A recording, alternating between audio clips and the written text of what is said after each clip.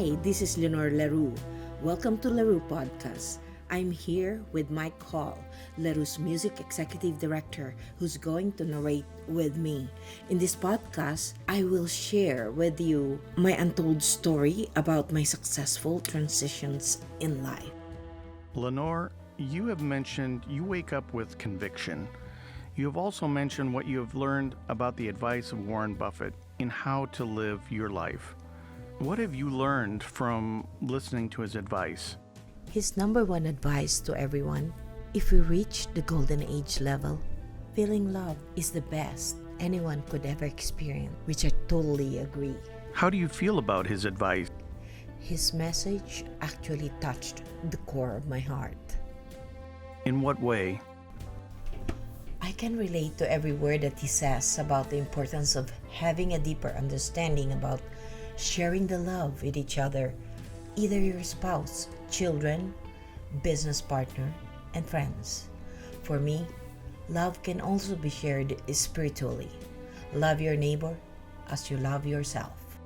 About love for others, particularly to older people, what made you choose that career in your past? I chose that career in the past because I know that it is a challenging one. Direct care interests me for a compassionate reason. I really didn't mind at all learning from those who have more diverse experiences in life. What was your first life learning experience in direct care?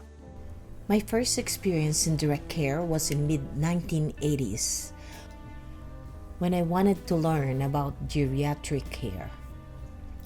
My intention was to prepare myself to care for my parents and others. I attended a 7-month CNA course, tried to see if nursing was for me. I graduated and worked in a nursing home.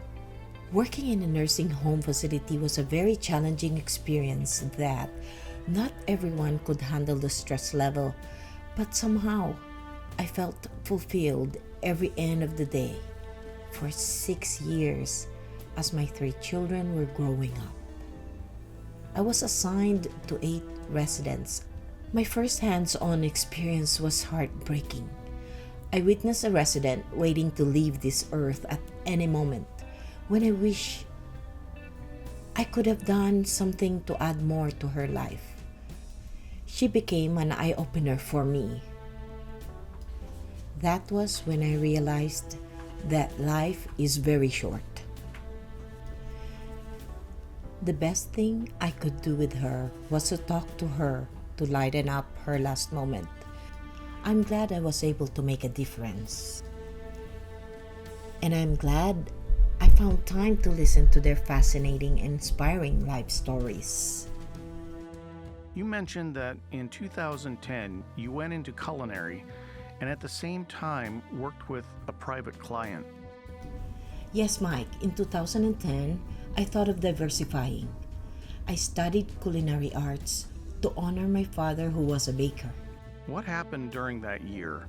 At that time, my friend from healthcare asked me if I could accept a client. I thought that was a calling for me. I accepted the offer in 2010 to care for a doctor, Dr. McGee, who just lost his artist wife in 2018 when I started working for him. He needed someone who could bring him inspirations daily. My main role was to prepare him good, delicious, restaurant-tasting meal. I worked for him through the agency, but the agency closed, so I was offered to attend to him directly. It was a very fulfilling 7-year journey with Dr. McGee and for me. A lot of things were going on in my life at the same time. My oldest son was in college, my daughter just entered college, and my youngest son was still in high school. I enjoyed every minute of it because I could see my daughter's school from his window, which kept me inspired. You also mentioned that Dr. McGee taught you how to meditate. How did you feel about it? As a nature lover, I had meaningful moments every time I stepped in his property, which was surrounded by big trees, which became the habitat for the different kinds of birds, chirping all the time, as if they were communicating with us. G was truly a nature as well. He enjoyed the street sounds of the traffic siren along the street of Clayton Road in San Francisco, which he considered the sound of the city orchestra. He would go down to his backyard and sat under the tall shady tree. He said he used to meditate there with his late wife for a few hours in the afternoon, listening to the sound of the running water. Every day, he would tell me his story from the time his mother and his family migrated from Ireland to San Francisco. He was a great man and a fine doctor of dermatology. One of the most unforgettable experiences with him was when he shared his favorite song, "Oh What a Beautiful Morning" by Rodgers and Hammerstein in the movie Oklahoma, a film in 1955. Oh, what a beautiful morning. Oh, what a wonderful day. I have a beautiful feeling. Everything's going our way. Dr. McGee and I would sing it every day before I served him meal that he requested for me to prepare, either lobster tail, salmon, or angeled egg with caviar or egg omelette for 7 years. Then his time has come. I remember on his last day, as I was closely communicating with his daughter, who is from another state. That afternoon, the ambulance brought him home as per week. His wish was to be in his home on his last moment of his life. That night, Dr. McGee asked me to be by his side. I stayed over with his caregiver as well. I felt that Dr. McGee was ready to depart. Dr. McGee requested me to be on his bedside to sing his favorite song, which we both did. He said, "Thank you, Lenny." I told the caregiver that we would sing that song for 7 years. What happened afterwards? I stayed in the other room waiting. I told the caregiver to call me if she needs me. At that time, I noticed that the light in the room was flickering where I was staying. I didn't know why. It would not stop for several minutes. It came to my mind that it was a premonition. Sure it was. I said, "Rest in peace, Dr. McGee," and I thank the Lord for giving Dr. McGee a peaceful journey through life towards the gate of heaven. How did you feel about your journey with the doctor? I always remind myself that life is very short. I learned so much from Dr. McGee on how precious life could just be blown like a wind. Life changes. We all know that living with someone you love the most is not permanent. So we must enjoy every moment given for our personal and business lives. Yes, Warren Buffett's advice on how to live a happy life is very true. Love is the number one thing we all need in this world, as well as love for passion or business. What's his advice to the investors and managers? Can you please share your thoughts about it? His advice to the investors and managers is to invest in yourself. Did he give an example? Yes, he did, Mike. His advice is to learn how to communicate effectively and be mindful. How would you apply that in real life? In real life, God gave us one life to live. We must take care of our own life as much as we can. Everybody knows the stages of life, but nobody knows our future. Time will come. We will not be able to do all the things that we used to do. How would you apply it with the LeRu business?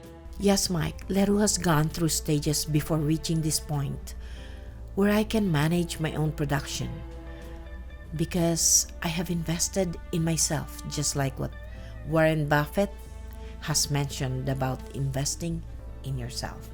Can you tell us more about it?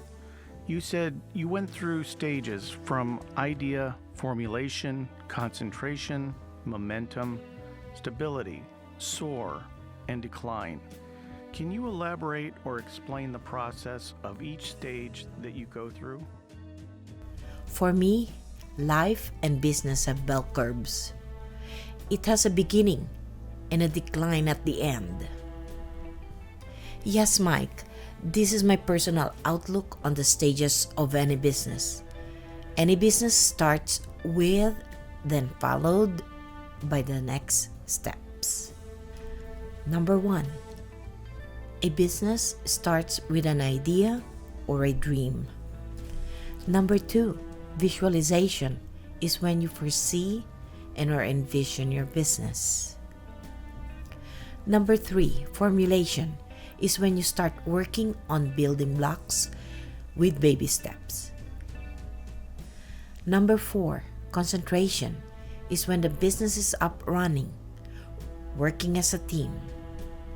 Number 5, momentum is when the business is generating revenues, developing, and expanding.